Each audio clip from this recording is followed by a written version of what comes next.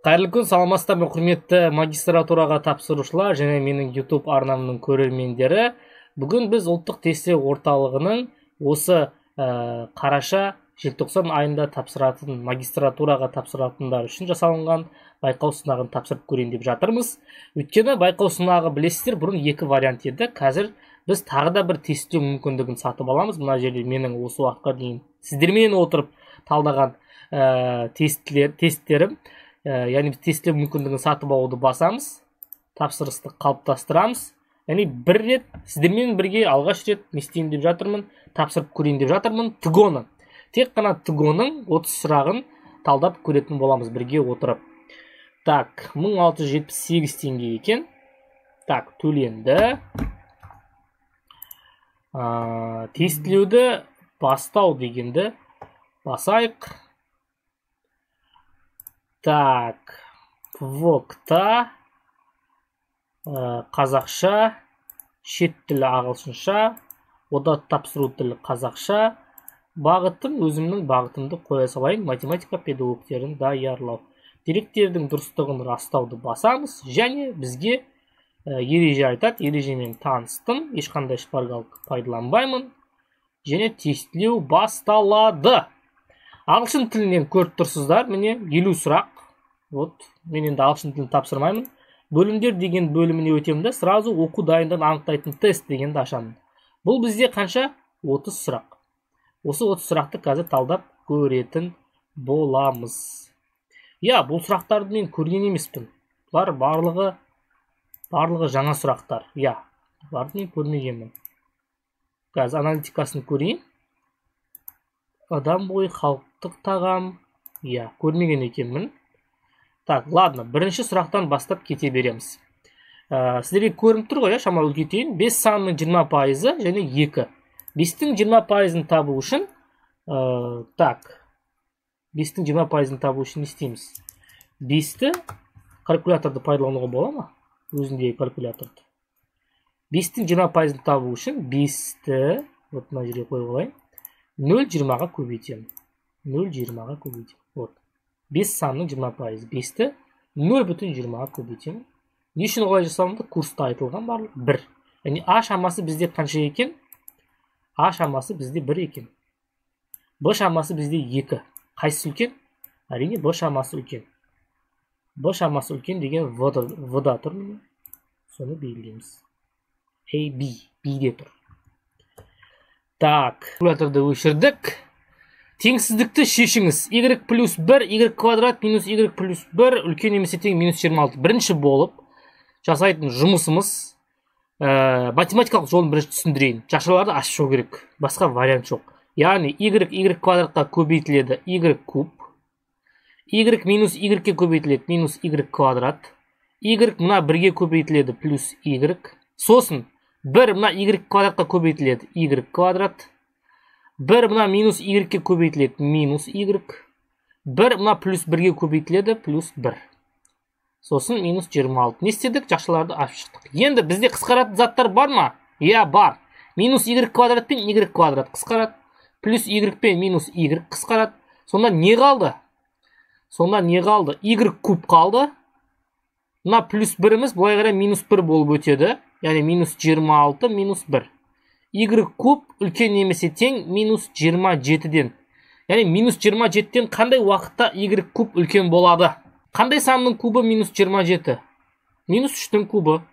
Минус 3-тің кубы минус 27-ге тең болады. Яғни бізге минус 3-тен үлкен сандар керек. Минус 3-тен үлкен сандар, оның барлығы міне А нұсқасында тұр. Әрі тік жақшамен көрсетілген. Не үшін тік жақша қойылады? Өйткені теңдік белгісі бар. Берілгеннің өзінде де теңдік белгісі тұр. Теңдік белгісі бар болса, демек біз тік жақшаны іздей беруіміз керек. Яғни жауап либо А, либо Д, либо Е болуы керек. Сонда ғана минус 27-ден үлкен сандар не істейді? Шығады. Минус 3-тен бастап, плюс шексіздікке дейін кез келген сан минус 27-ден үлкен болады мына жерде. Осы теңсіздікте. Түсінікті ғой? А нұсқасын белгілейміз. Жақсы. Оларды өшіріп алайық. Кеттік, келесі. 32 азайтылған минус 7y өрнегінің мәні 11 санына тең болатында y-тің мәнін тап дейді. Так. 32 азайтылған 7y 11-ге тең болу үшін минус 7y тең 11. Мына 32 ол мына жаққа минус 32 болып өтеді. Яғни минус 7y тең 11-ден 32-ні азайтатын болсақ минус 21. Y табу үшін минус 21-ді минус 7-ге бөлемін. Минус санды минус санға бөлгенде плюс сан шығады. 21-ді 7-ге бөлсек 3. Демек жауабы 3 болады. В нұсқасын белгілейміз. 4-ге келдік. Так, теңсіздігінің шешімі дейді. Не істейміз? Тура жаңағыдай сияқты жақшаларды ашып шығуымыз керек. 145 азайту 41x қосу 3x квадрат. Өйткені мына сыртындағы минус пен ішіндегі минус плюс болып кетеді. Теңсіздік белгісі 3. Жақшаны ашайында мына x минус 7-нің квадратын қысқаша көбейту формасымен a минус b-ның квадраты бар еді ғой. 7-ші класста өткенбіз. a квадрат минус 2ab плюс b квадрат деген. Яғни дәл соған салатын болсақ x квадрат минус 14x плюс 49 болады. Студенттердің біраз қателесіп x минус 7-нің квадраты ол x квадрат азайтылған 49 деп. Жоқ. Олай емес, мынандай болады. Сонда 145 азайту 41x плюс 3x квадрат. Жақшаны ашайық. 3x квадрат азайту 42x плюс жерде 49-ымыз 120, 147. Міне. Енді не істейміз? Енді мына жерге қарасақ 3x квадрат екі жақта да тұр. Екі жақта да плюс тұр, сондықтан да бұлар қысқарып кетеді. Минус 41x минус 42x бағара плюс 42x 147 145 бағара минус 145. Яғни сандарды бөлек, x-тарды бөлек. X квадраттар и так қысқарып кетті. Сонда минус 41 мен плюс 42 таңбалары әртүрлі болған үшін үлкеннен кішісін азайтамыз. Үлкеннің таңбасы қойылады. Яғни 1x. 1x кіші немесе тең 147-ден 145-ті азайтатын болсақ 2. X-іміз 2-ден кіші. 2-ден кіші. Минус шексіздіктен 2-ге дейінгі болған аралық. Соны белгілейміз. D нұсқасында тұр. D нұсқасын белгілейміз. Кеттік. Келесі 5-ші сұраққа да келдік. Егер модуль теңсіздік және мынандай болса, онда келесі тұжырымның арасында x-тің қабылдайтын мәні дейді. Бірден кіші. Мынаның барлығы бірден кіші, е? Жауаппен табайын деп жатырмын мен. X бірден кіші дейді, мынаның барлығы бірден кіші сандар. Және мынаны қойсақ, мысалға 0-ді қояйық x-тің орнына. X-тің орнына 0-ді қойсам, 0 минус 5, минус 5-тен 5 шығады, 5 үлкен 7 дейді. Өйткені модульден кез келген мысалға 0-ді қойып тексеріп көріп жатырмын, қараңыздар. 10 көбейту 0, азайту 5. Осыны есептейін деп жатырмын. 10-ды 0-ге көбейтсем 0 болады. 0-ден 5-ті азайтатын болсақ, минус 5. Минус 5-тен не шығады? 5 шығады. Өйткені модульден любой саннан плюс болсын, минус болсын, 10 болсын, теріс болсын, 10 сан шығады. 5 7-тен үлкен ба? Жоқ. Одан бұл қате жауап. Так. А емес. Келесі. 0,8-ді қойсақ 8 шығады. 8-ден 5 азайтсақ 3. 3 7-тен үлкен ба? Жоқ. Минус 0,6-ны қояйық. Минус 0,6-ны қойсақ минус 6 шығады. Минус 6 мен минус 5, минус 11-ді береді. Қараңыздар. 10 көбейту минус 0,6, азайту 5. Модуль. 10-ды минус 0,6 көбейтсек минус 6, азайту 5. Вот. Минус 6-ға минус 5, минус 11. Минус 11-ден не шығады? 11 шығады. 11 7-тен үлкен ба? Үлкен. Минус 0,6 бірден кіші ма? Я, минус сандар әрдайым оң сандардан кіші болады. Сондықтан да С нұсқасын белгілей саламыз. Қалғандарын ойланып отырудың қажеті жоқ. Өйткені бірақ дұрыс жауап бар деп спецификацияда айтылған. Кеттік. 50 адамнан сауалнама жүргізгенде 15 адам тек қана классикалық музыканы, 11 адам тек қана рэп және 10 адам рэпті да классикалық музыканы да тыңдайтынын айтты дейді. Музыканы тыңдамайтын адамдардың саны тап дейді. Енді мыналар жеке-жеке адамдар болса, 15-ке 10-ды қосам 25, 25-ке 11-ді қоссақ 36. Барлығы 50 адам қатысқан болса, 50-ден осы 36-ны азайтамыз. Қанша қалады? 14 адам қалады. 14 адам еш нәрсе тыңдамайды. Музыка тыңдамайды. Так, жақсы. Саны белгілейміз. Кеттік. Келесі 7-ге де өттік. Егер А тең 2b, 0,5 b тең с, 4c тең 3d болса, онда d бөлінген аны табыңыз дейді. Бұл жерде былай істейміз. Аның орнына любой бір сан бере салайық. Мысалға 10. Аның орнына 10 берсек, бұның орнына мен автоматты түрде 5 беруім керек. Өйткені 5-ті 2-ге көбейткенде ғана 10 шығады. Бұның орнына 5 берсем, онда с бізде 2,5 болады. Өйткені 5-ті 0,5-ге көбейтсек, с шығу керек қой. Бұл 5 дедік. 5-ті 2,5 болады. Так, 4с дейді. 4 көбейту 2,5 тең болады 3 көбейту d-ға. 4-ті 2,5-ға көбейтсем 10. Так, 3-ті қандай санға көбейткенде 10 шығады. 3-те 33. Осындай периодында осы сан. Яғни d бізде осы екен. Яғни d 3 калькуляторда көрсеңіздер де болады. 10-ды 3-ке бөлсек мынандай сан шығады. Все, біз үшеуін де белгілеп алдық. Енді не дейді бізге? Бізге айтады d-ны a-ға бөл дейді. 3-те 33-ті 10-ға бөл деп тұр ғой. 3-те 33-ті 10-ға бөл дейді. Калькуляторды ашамын. 3-те 33 деймін.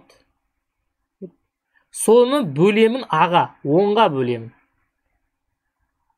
10-ға бөлсем міне 0,33 шықты. Демек, a шамасы бізде 0,33. b шамасы бізде 0,20 десек де болады. 0,2 десеңіз де болады. Қайсысы үлкен? a шамасы үлкен. v нұсқасын белгілеймін. a шамасы үлкен. Түсінікті ғой? Енді түсінбесеңіздер мен айта алмаймын қайтадан. Өйткені курс емес, зум сабақ емес. Так, кеттік. 8. Теңдеудің шешімі. Бір санды 7-ге бөлгенде 51 шыққан. Енді ол санды табу үшін мен бірінші не істеймін? 51-ді 7-ге көбейтіп аламын. Калькулятор бар. Құдайға шүкір. Абырой бар. 51 көбейту 7 тең 357.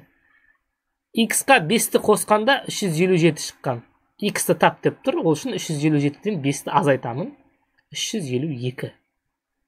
С нұсқасында тұр.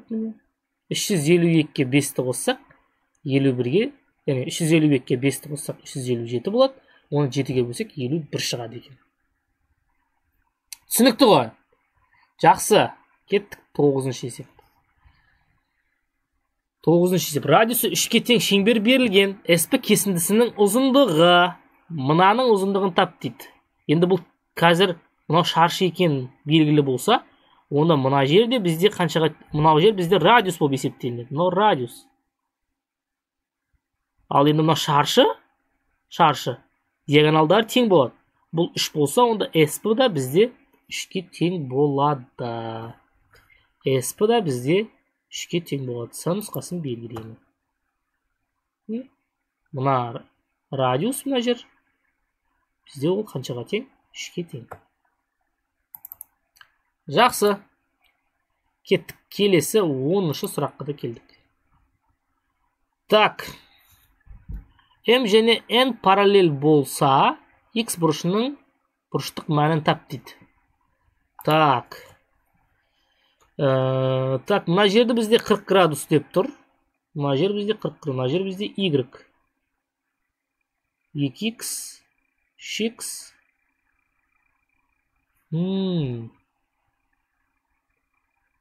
Қиян. Мына жердегі мән, мына жердегі мән.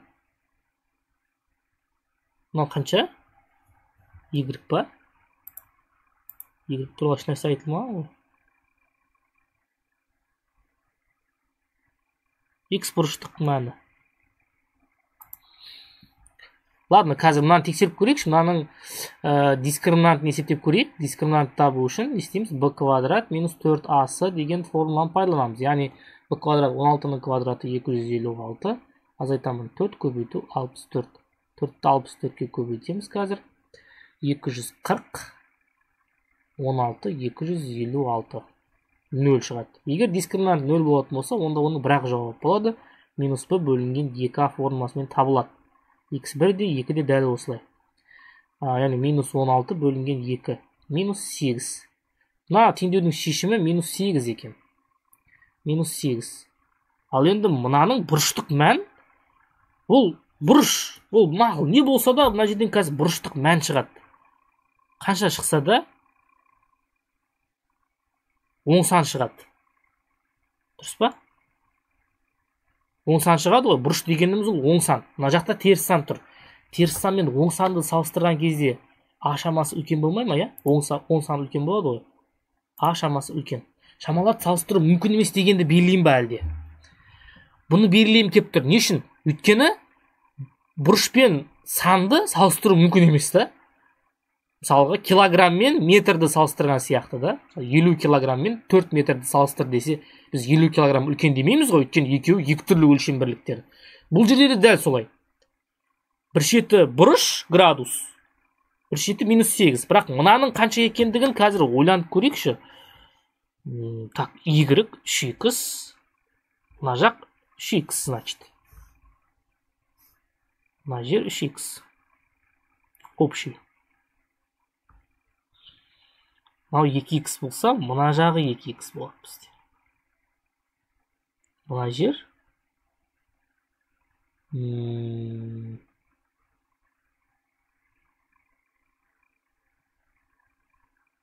мына екеуінің қосындысы әрдайым 180 градусқа тең болады. Мына жер, значит, 3x минус 40 градусты берсе, бұл екеуінің қосындысы 180 градусты беру керек. Қоссақ 5x болады. Ол тең болады минус 40 былай қарай плюс 40 220 болып өтеді. X табу үшін 225-ке бөлемін. 44. X-іміз 44 градус шықты. Яғни мына жағы 88. Мына бұрыш бізде 44-ті 3-ке көбейтетін болсақ 120, 132. 88, 132. Тексеріп көрейік. Мына жер 180-ні азайтатын болсақ, 180-нен 132-ні азайтатын болсақ 48. 180-нен 80-ні азайтатын болсақ 92. 92-ке 48-ді қоссақ 92-ке 48 140, 140-қа 40, 180 шығып тұр. Я, x тең 44 шығады екен. Бірақ по-любому ол оң сан шығатын итақта білетін едік біз. Өйткені градус теріс сан шығуы мүмкін емес қой. Минус 5 градус деген жоқ қой жерде, я? Мына жақ точно минус 8 шықты, дискриминантпен есептедік. Мына жақ оң сан шығады. А шамасын үлкен деп белгіледім. Мәні де, бұрыштық мәні дегеннен кейін, осы мән деген сөзге қарап тұрып, мен естедім 44 деп аламын дедім. Ладно, кеттік келесі. Так, сызбада көрсетілген көп бұрыштың EF кесіндісінің ұзындығы дейді. EF деген қай жерде тұруы? Мынаны тап деп тұрма бізге. Хорошо. Егер мына жер 6, мына жер 4 болса, онда общий 10 деген сөз. Онда мына жер 3 деген сөз. Дұрыс па? Мына жер 10, мына жер 6 болса, онда мына жер 4, онда мына жерде қалған бөлігі де 4. Өйткені общий 8 болса, 4 жартысы, жоғары жақта 4-і қалады деген сөз. Енді Пифагор сандары 3, 4 болса, онда мына жер обязательно 5 болады. Өйткені 3-тің квадратына 4-тің квадратына қоссақ, 5-тің квадраты шығады. Мына 5 болады мына жер. Пифагормен таптық. Мына 3-ті қақтан келген түсіндіңіздер ғой. 6, 4, значит, мына бөліктен мына бөлікке дейін 10. 10-нан 7-ні азайтатын болсақ, 3 қалады деген сөз. 3. И наоборот, мына жер общий 10. Одан мына 6-ны азайтсам, мына жер 4 болады. Бізге мына общий 8 деген. Осы 8-ден мына бөліктегі 4-ті алып тастаймын, 4 қалады. Демек 4, 3, бізге мына аралық табу керек, ол 5 болады. Пифагор теоремасымен таптық. 5 е нұсқасында тұр. Жақсы, кеттік. 12. Тең қабырғалы үшбұрыш берілген және оның қабырғалары екені белгілі болса, енді тап дейді. Енді тең қабырғалы үшбұрыштың қабырғалары бір-біріне тең. Сондықтан мен любой бір екеуін бір-біріне теңестіре саламын. 6n плюс 7, n плюс 22 деймін. Бұлай өтеді. 5n тең 22-ден 7-ні азайтатын болсақ, 15. n тең 3. Сондай ғой, 3-ті қоямыз. 3-ті қойсақ 25 шығады, 3-ті қойсақ 25 шығады, 3-ті қойсақ бұл да 25 шығады. Любой екеуін теңестіре берсеңіздер де болады. Мен алғаш тұрған екеуін теңестіре салдым. Тең қабырғалы үшбұрыштың барлық қабырғалары тең деген сол анықтамада не істейміз? Теңестіреміз. Жақсы, кеттік. 13. Теңсіздігінің шешімі дейді. Бірінші болып а минус б, а плюс б. Бұл бізде а минус б, а плюс б. Бұл бізде не ол? А квадрат минус б квадрат. Демек, мынаның квадраты x куб, мынаның квадраты минус 36. Өйткені квадрат деген кезде түбірмен қысқарып кетеді. 180. X куб 180-ге 36-ны қоссақ қанша шығады? 216 шығады. 180-ге 36-ны қоссақ 216. X куб қандай жағдайда 216-тан кіші? Немесе қандай санның кубы 216? Яғни 6-ның кубы 216. 6-ның кубы 216. Сол үшін де біздің жауап, мына жердегі жауап 6-дан кіші болу керек. Яғни 6-тан кіші сандардың барлығы 216-дан кіші болады. Демек, минус шексіздіктен 6-ға дейінгі болған аралық дегенді белгіленді. Осы ғой, минус шексіздіктен 6-ға дейін 6-дан кіші сандардың барлық жиынтығы осы жер. 14. АБС-да тіктөртбұрыш берілген боялған фигураның ауданын табу керек. Мына боялған фигураның ауданын табамыз. Так, бірінші болып не істеймін? Бірінші общий үлкен тіктөртбұрыштың ауданын табу керек. 5, 2 былайынан 7 екен. 8, 3 былайынан 11 екен. Общий тіктөртбұрыштың ауданы 7 көбейту 11, 77. Енді ол мына сызықтан жоғарғы жағы. Мен оны қазір бүйтіп сыздым. Бұл жартысы, иә? Тіктөртбұрыштың жартысы ғой. 77-ні 2-ке бөлдім. 38 жарым. 38 жарым болады. Яғни мына бөлік 38 жарым. Енді осы мен көрсеткен бөліктен тағы да бір түспен белгілейін. Мына тік бұрышты, үш бұрышты көріп тұрсыздар ғой. Қатеттері 5 пен 8 болған. Осыны алып тастауым керек. 38 жарымнан осыны. Бұның ауданы 8-ді 5-ке көбейтіп 2-ге бөлгенге тең. Өйткені кез келген тік бұрышты, үш бұрыш берілсе, оның ауданын табу үшін қатеттерін бір-біріне көбейтіп 2-ге бөлу керек. 8-ді 5-ке көбейтеміз де 2-ге бөлеміз. 40, 40-ті 2-ге бөлсем 20. 38 жарымнан 20-ны азайтамын. Не қалады? 18 жарым қалады. 18 жарым деген жауапты белгілеймін. С нұсқасында тұр. С, вот. Кеттік, келесі 15 әрі сыни ойлау бөлігінің ең соңғы сұрағына келдік. Екі санның қосындысы 20,6-ға тең. А плюс Б 20,6 деп тұр. Бірінші санның мәні 13,8-ге тең. Екінші сан тап деп, Б-ны тап деп тұр. Өте оңай. Б-ны табу үшін не істеймін? 20,6-дан азайтамын 13,8. Бізде калькулятор бар ғой. Бізде калькулятор, неге соны пайдаланбаймыз? Неге соны пайдаланбасқа? Неге жасамасқа соны? 20,6-ны азайтамын 13,8-ді. Соны жасау керек. 6,8 шығады екен. 6,8. Д нұсқасында тұр. Кеттік. Келесі 16-шы сұрақ. Көмектердің орнына қажет сөзді қойыңыз. Адам бойындағы зиянды әдет дағдыны түп тамырымен жою үшін азда болса бар күш-жігермен кіріссе, одан құтылу қиынға түспес еді. Қиыншылығы сол, мысқалдап ұзақ уақыт енген әдет дағдыны құрту үшін соншама ұзақ уақыт күресу керек. Тағы да қиыншылығы сол, себебі қиыншылығы сондықтан, бірақ өйткені қиыншылығы сол. Адам бойындағы зиянды әдет дағдыны түп тамырымен жою үшін азда болса бар күш-жігермен кіріссе, одан құтылу қиынға түспес еді. Сондықтан қиыншылығы сол. Мысқалдап ұзақ уақыт енген әдет дағдыны құрту үшін. Өйткені қиыншылығы сол. Мысқалдап ұзақ уақыт енген әдет дағдыны құрту үшін, соншама ұзақ уақыт енген әдет дағдыны құрту үшін, соншама ұзақ уақыт күресу керек. Себебі қиыншылығы сол. Мысқалдап, себебі. Өйткені қиыншылығы сол. Себебі қиыншылығы сол. Себебі болатын сияқты.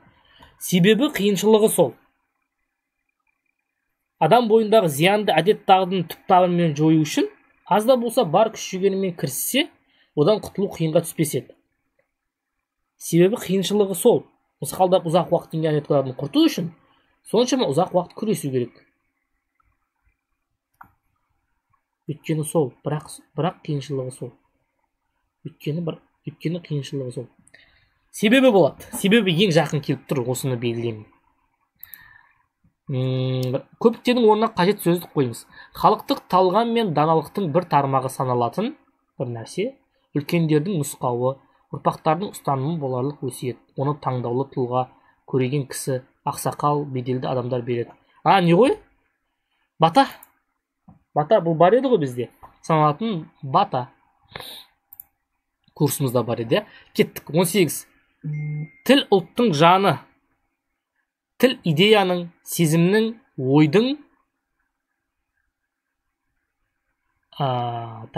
Тіл ұлттың жаны, тіл идеяның, сезімнің, ойдың сахнадағы көрінісі. Толстой айтқан ғой, эмоциясыз көрініс, тіл ұлттың жаны. Тіл идеяның, сезімнің, ойдың материалды, жоқ, әдеби көрінісі. Толстой әдебиетке жақын ғой енді өзі. Әдеби көрінісі, ойдың әдеби көрінісі. Әдеп. Все, соны белгілеймін. 19. Тапсырмаға қосымша, хорошо. Қалыптасқан әрбір әдет белгілі бір нәтиже тудырып қана қоймай, одан да маңызды дүниеге сенімді болуға үйретеді. Түрлі мақсатқа жету қолыңыздан келетінін түсінесіз. Әдеттер автоматты түрде жүзеге асатын шешімдер жиынтығы. Олардың маңызы өте зор. Әдет қалыптасқаннан кейін ми белсенділігі төмендейді. Яғни, әдет дегеніміз адамның бір кездері проблеманы шешу үшін істеген, қазір есінде қалған әрекеттері. Әдеттер еркіндікті шектемейді. Олар сізді азат етеді. Шындығында әдеттерін басқара алмайтын адамда еркіндік аз. Мысалы, ақшаны дұрыс жұмсауға әдеттенбеген адам үнемі әр тиыны үшін күресуге мәжбүр. Салауатты өмір салтын әдетке айналдырмаған адам әрдайым күш-қуаттың аздығынан зардап шегеді. Әдеттеріңіз әбден қалыптасып, күнделікті өмірдегі басты мәселелер автоматты түрде шешіліп отырса, артық жұмыстардан арылған ми жаңа сынақтармен күресуге, жаңа міндеттерді орындауға белсене кіріседі. Ассызылған сөздің баламасын табыңыз.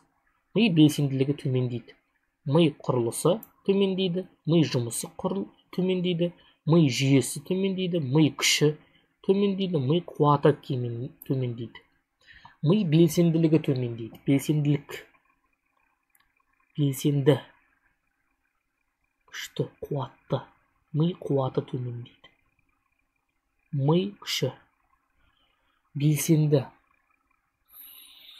Ми жұмысы төмендейді. Ми күші төмендейді. Ми қуаты. Күш қуат. Екеуі бір нәрсе болғаннан кейін екеуін бөлек-бөлек жазып қою может вариант емес, иә? Жұмысына кеп тұрмын. Көбінесе. Ми жұмысы төмендейді. Бір көрейікші, қай жерде жазылды ол? Әдет қалыптасқаннан кейін ми белсенділігі төмендейді. Олардың маңызы жүзеге асатын шешімдер жиынтығы. Яғни әдет деген адамның бір кездер проблеманы шешу үшін істеген, қазір есінде қалған әрекеттері. Ми белсенділігі төмендейді. Жұмысы. Күші, ми күші, мидың күші болмайды ғой, ми күші, мидың қуаты. Мидың жұмысы болады, короче, оны белгілеймін. Все, оны белгілеймін. 20. Еркіндік, бостандық сөздерінің осы мәтін еркіндік, бостандық сөздерінің баламасын табыңыз. Бұғау, бодан, қамау, қапас, азат. Еркіндік, бостандық сөздерінің баламасы. Еркін болу, бостан болу, азат болу, иә? Бодан ел болатын. Бодан ел деген сөз, ол андай тәуелді ел, бодан.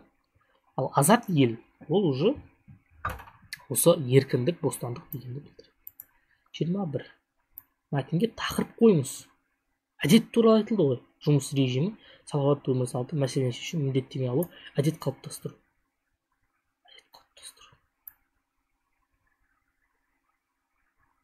Әдет туралы айтылды. Әдет қалыптастыруды белгілеймін. Салауатты өмір салтын белгілеймін ба деп. Şimdi adette alışkanlıklarından birikende de az.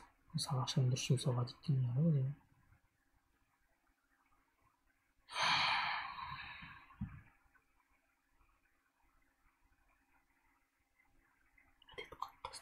Әдет қалыптастыру. Все, әдет дегенді белгілеймін.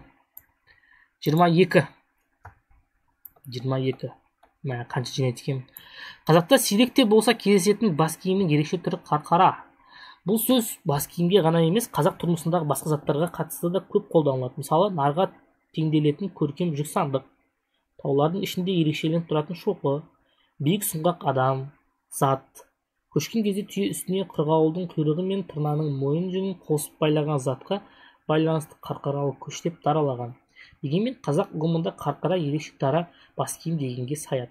Оны тек қыздар ғана емес, сұлтан, төрелер, сондай-ақ хан балалары да өзге жұрттың балаларынан ерекшеленіп жүру үшін қадаған.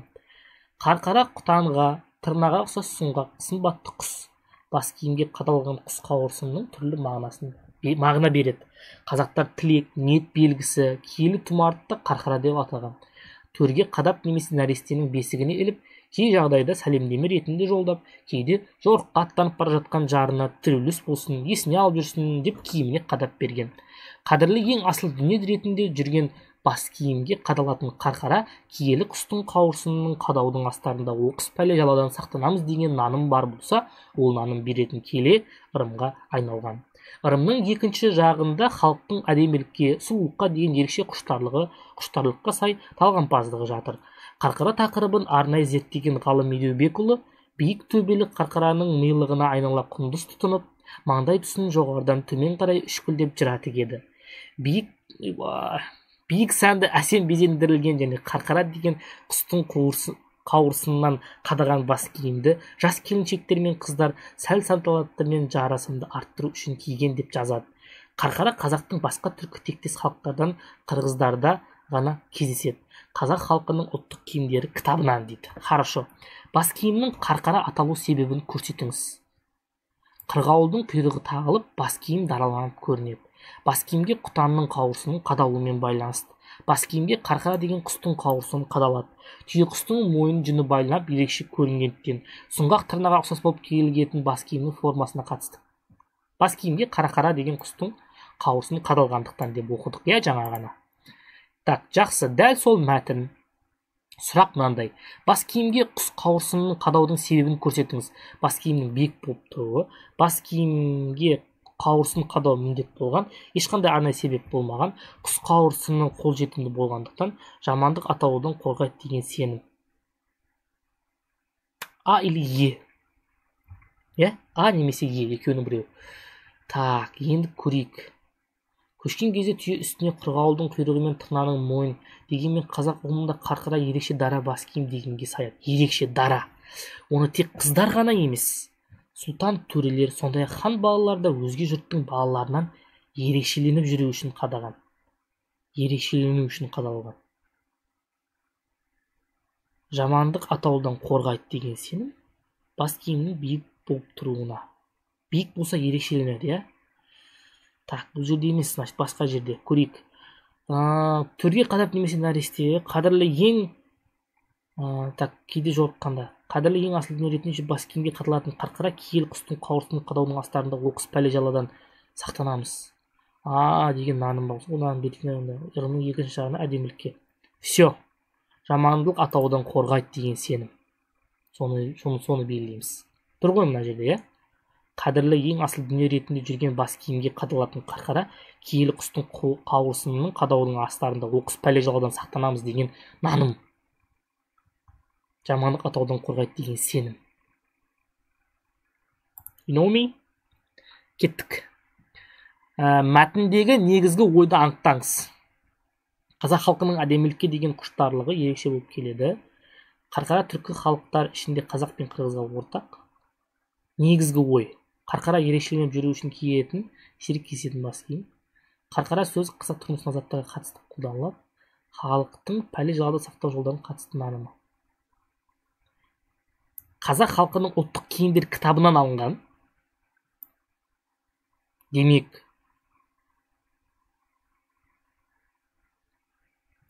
с нұсқасы болады. Ұлттық киімдер кітабынан алынса, ұлттық киімдердің кітабында пәле жаладан сақтанатын наным сенім айтылмайтын шығар, негізгі ой ретінде. Деп ойлаймын енді. Солай ойлаймын. Соны белгілейміз ба?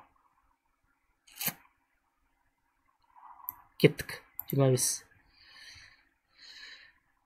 Тіршілік тірегі табиғат. Ол жалпы адам баласының ортақ қазынасы. Ең бірінші табиғатта туған анаңдай түсіну. Екінші табиғатқа туған бабаңдай табыну. Үшінші табиғатта туған ұлыңдай қорғауың қажет. Осы үш ұғымды бір-бірінен бөліп қарау мүмкін емес.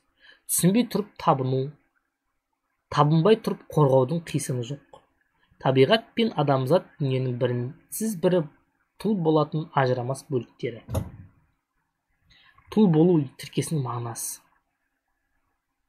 Бірінсіз бірі тұл болатын ажырамас бөліктері. Табиғат пен адамзат дүниенің бірінсіз бірі тұл болатын ажырамас бөліктері. Короче, бір-бірінсіз пайда болуы болмайды деген ғой, иә? Бір-бірінсіз тұл болатын ажырамас бөліктері. Пайда болу. Бір-бірінсіз тұл болатын ажырамас бөліктері. Бір-бірінсіз пайда болатын. Жоқ болатын. Бір-бірінсіз жоқ болатын ажырамас бөліктері. Бірінсіз бірі жоқ болатын тұл жетім. Тұл жетім деген бар ғой бізде. Ешкімі жоқ. Сол үшін давайте А нұсқасын белгілейік. Жоқ болу. Тұл деген сол жерден көруге де болады ғой, тұл болу, жоқ болу. Бірінсіз бірі жоқ болатын ажырамас бөліктер. Мен наоборотын айтып кеттім. А нұсқасы болады. Все, кеттік. 26. Дәл сол мәтін, сөйлемді мәтін осы толықтырыңыз. Табиғатқа табыну атаңдай ғой, туған бабаңдай ғой. Табиғатқа туған бабаңдай табыну. Табиғатқа туған бабаңдай дегенді белгілейміз. Кеттік. 27. Табиғат, сөйлемнің мәтін бойынша табиғатты туған анаңдай түсіну. Анаңдай. А нұсқасын белгілейміз. Енді оңай, ешкім оңай кетті ғой. Ойбай, бекер айттым ба. Өсімдіктердің түпкі тарихы шыққан тегін тексеріп келіп, жер жүзіне кең тараған өсімдіктер қауымын жіктеу, топтастыру өте жауапты және өте қиын жұмыс екенін еске салған жөн. Биология ғылымы барлық өсімдіктерді олардың тарихи тегіне, өсімдіктердің және олардың дәнінің құрылысына қарай тұқымдастыққа, тектерге, түрлерге, түптармақтарға, сорттарға бөледі. Тұқымдастық фамилия. Өсімдіктер дүниесіндегі ең үлкен категориялық жік. Бұл жіктеуде өсімдіктің шыққан тегіне, оның дәнінің құрылысына қарай бөлінетін бірлік. Ауыл шаруашылығында көп тараған тұқымдастарға дәнді дақылдар, бұршақ тұқымдастар жатады. Истаев Отыншиев дейді. Мақұл, кеттік. Екінші мәтін. Бидай адам баласы ежелден пайдаланып келе жатқан ең негізгі дақыл. Ол жер шарында кең таралған. Қазір барлық егіліп жүрген ауыл шаруашылығы дақылдарының ішінде бірінші орын алады. Бидайдың мұндай кең таралуына себеп тек соның ғана химиялық құрамында болатын сумен қосылып клейковинаға айналатын белоктардың болуы. Соның нәтижесінде бидайдың ұнынан нан, макарон өнімдері дайындалады. Бидай белогының құрамында адам ағзасына қажетті барлық амин қышқылдар бар. Бидай дәнді дақылдар тұқымдастығына жатады. Кейде оларды қоңырбас тұқымдас деп те атайды.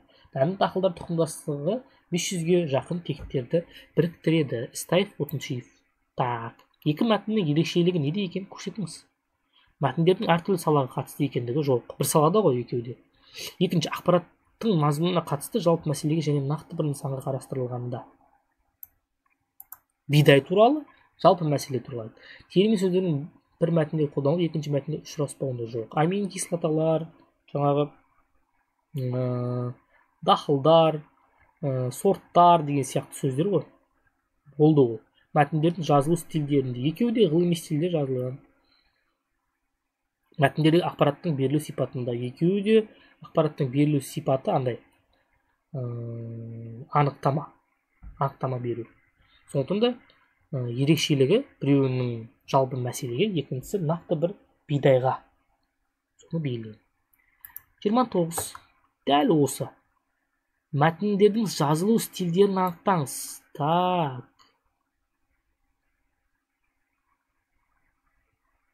ғылыми стиль.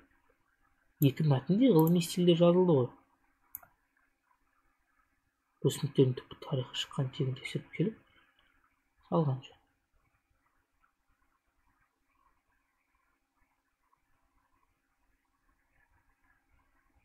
Ғылыми стиль. Истаев Отыншиев деп тұр ғой. Истаев Отыншиев ол любой бір зат соңындағы, ол сізге подсказка соңында айтылған, жақшаның ішінде тырнақшаға мына журналдан алынды деген сияқты, ол сізге подсказка. Мәтін ғылыми стилінде публицистикалық стиль. Публицистикалық ғылыми стиль. Екі мәтін публицистикалық стиль.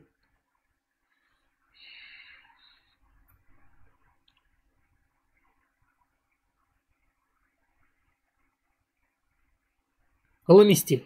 Все, ойланбайық. Қатты ойлансаң қате жауап таңдайсың қазір.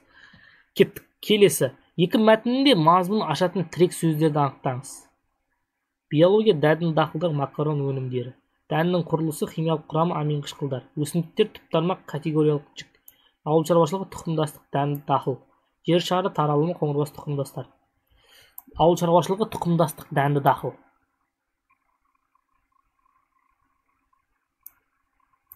Осы сияқты. Я? Дәнді дақыл. Екі мәтіннің мазмұнын ашады. Ауыл шаруашылығы, тұқымдастық, дәнді дақыл. Мынауда да бар. Екінші мәтінде де бар. Біттік па 30-ын? Мә. Енді не істейміз? Басынан бір көп шығамыз. Я? Бір көп шығайық. Так, мынаны біз 5-ті 0,20-ға көбейттік. Бір, бұл шамасы үлкен дедік. Мынаны минус 3-тен плюс 8-ге дейін бұл аралық дедік. Мысалға миллиардты қойсақ, миллиард минус 26-дан үлкен. Дұрыс. Так, өрнегінің мәні 11 саны тең болатындай 3 дедім. 3-ті қойсам 21. 32-ден 21-ді азайтсақ 11 шыға ма? Иә. Келесі теңсіздігінің шешімі. Бұны енді точно шештік. Бұны точно шештік. 15 10 25, 25-ке 11 36, 50-ден 36 алсақ 14 дұрыс. Так, а шамасы үлкен, орнына сандар қойып тексердік. Мына жақта 0,33 шықты, мына жақта 0,20, 0,2 шықты. Сонда қайсы үлкен болды? А шамасы бізде үлкен болды. Кеттік. 352-ке 5-ті қосып 7-ге бөлсек 51 шықты, дұрыс. Так, мынау 3 болса, мынау да 3 болады дедік, 3-ті белгіледік. С. Мынау енді мені қателестіреді. А шамасы үлкен деген белгіледім. А және бір шамалан салыстырыңыз. Минус 8, мына жақ 44. Шамалы салыстыру мүмкін емес. Шамалы салыстыру, егер де сандарды салыстыр десе, шама деп тұр ғой. Градуспен нені салыстыр деп тұр ғой, шаманы салыстыр деп тұр. Значит, а шамасы үлкен деген белгілеймін. Все. Мынау енді дұрыс, біз Пифагор сандары деп айттық. Мына екеуін теңестірдім.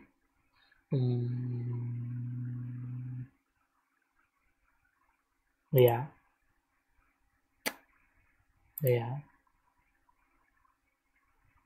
Осыны өзім калькуляторымнан көре салайыншы. Что-то ана калькуляторға сенбей тұрмын. 26,6 азайту 13,8.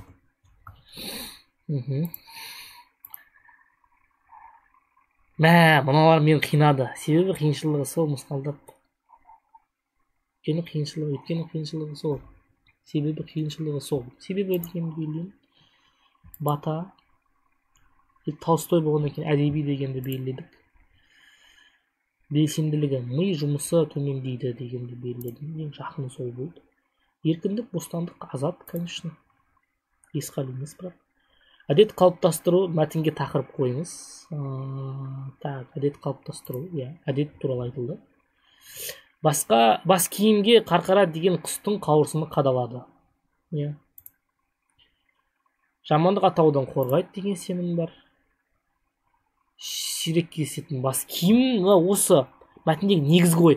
Қазақ халқының әдемілікке деген құштарлығы ерекше болып келеді. Қарқара ерекшеленіп жүру үшін киетін сирек кездесетін бас киім. Қарқара түрік халықтары ішінде қазақтың қызға ортақ. Негізгі ой бұл емес еді. Қарқара сөзі қазақ тұрмысына заттарға қатысты қолданылады. Халықтың пәле жаудан сақтауының жолдарына қатысты нанымы. Қарқара ерекшеленіп жүру үшін киетін сирек кездесетін бас киім. Бас киімнің атауы емес еді ғой.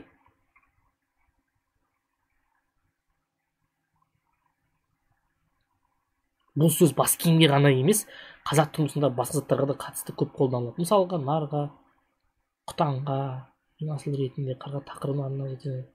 Биік төбелік қарқараның милығына. Короче, бұл жерде қарқара сөзі қазақ тұрмысының заттарға қатысты қолданылады дегенді белгілеймін ау. Осыны белгілеймін ба әлде? Негізгі бас киім ғой, мына жерде де бас киім айтылған. Бас киімді белгілеймін, все. Бас киім. Бағана айттық қой, мына өзі не? Қазақ халқының ұлттық киімдер кітабы. Значит, все, осы туралы болу керек қой. Тұл болу, тұл деген жоқ деп айттық. Туған бабаңдай, туған анаңдай. Иә. Все. Мә, қанша жинайды екен? Қанша жинайды екенмін? Тестілеуді аяқтау. Так, растауды басу керек. Қанша балл жинаймын? Бір қосу екі тестілеуді аяқтау. Қанша жинаймын, я?